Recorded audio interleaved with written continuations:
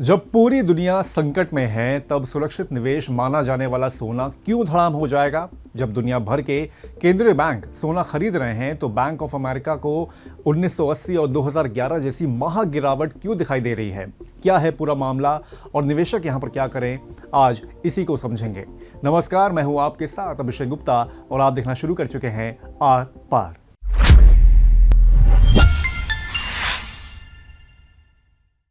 आमतौर पर जब जब दुनिया में भू राजनीतिक तनाव बढ़ता है, सोने की कीमतें आसमान छूने लगती हैं। लेकिन इस बार कमोडिटी मार्केट की चाल ने दिग्गजों को भी हैरान कर दिया है। दुनिया के सबसे बड़े वित्तीय संस्थानों में से एक बैंक ऑफ अमेरिका के तकनीकी रणनीतिकारों ने सोने में एक बड़ी और गहरी गिरावट की चेतावनी जारी की है। इतना ही नहीं, एक्सपर्ट्स का मानना है कि सोने की मौजूदा गिरावट आने वाले अगस्त और सितंबर महीने तक खिंच सकती है। अब तनाव के बीच भी गिरावट क्यों आ रही है? दरअसल बैंक ऑफ अमेरिका के तकनीकी एक्सपर्ट पॉल सियाना के मुताबिक सोने के चार्ट पर एक बेहद गहरी मंदी का संकेत देने वाला डेथ क्रॉस दर्ज किया गया है। ऐसा तब होता है जब 50 दिन का शॉर्ट टर्म मूविंग एवरेज 200 दिन के लॉन्ग टर्म मूविंग एवरेज से नीचे चला जाता है।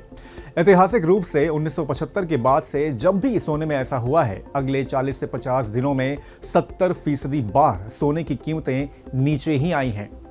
सोने की कीमतों में आई पिछली लंबी तेजी की वजह से बाजार में जरूरत से ज्यादा खरीदारी की सिचुएशन बन गई थी। रिलेटिव स्ट्रेंथ इंडेक्स 90 के स्तर पर पहुंच गया था, जो ये दिखाता है कि सोने की चाल अपनी क्षमता से ज्यादा खिंच चुकी थी और अब इसे एक बड़े करेक्शन की जरूरत थी। इंटरनेशनल मार्केट में हाजिर सोने के लिए $4000 प्रति औंस का स्तर एक बेहद महत्वपूर्ण धुरी बना हुआ था।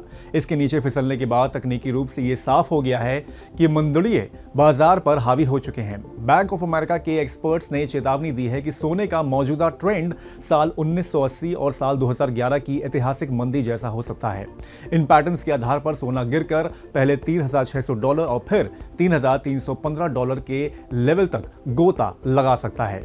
इसके साथ ही इस मंदी की एक बड़ी वजह यह भी है कि निवेशकों का सेंटिमेंट अब बदल रहा है। बाजार में नकदी का प्रवाह और निवेशकों का रुझान अब सोने के अलावा अदर एसेट क्लासेस खासकर ऑल्ट कॉइन की तरफ भी शिफ्ट हो रहा है, जिससे सोने में ऊपरी स्तरों पर मुनाफा वसूली भी हावी हो गई है।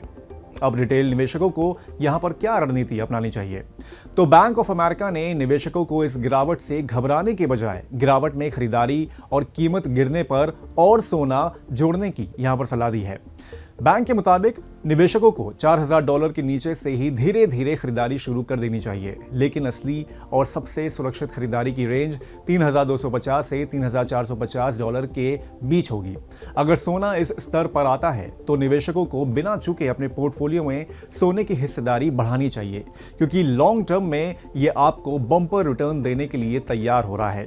इसके अलावा बैंक ऑफ अमेरिका ने अपने साल 2026 के एवरेज गोल्ड प्राइस अनुमान को 14% घटाकर $4360 कर दिया है, लेकिन बैंक लंबी अवधि के लिए सोने को लेकर अभी भी पूरी तरह पॉजिटिव बना हुआ है। उनका अनुमान है कि साल 2027 तक सोना $6000 प्रति औंस के ऐतिहासिक स्तर को भी छू सकता है। तो आज के आर पार में बस इतना ही। ये एपिसोड कैसा लगा हमें कमेंट करके आप जरूर बताएं।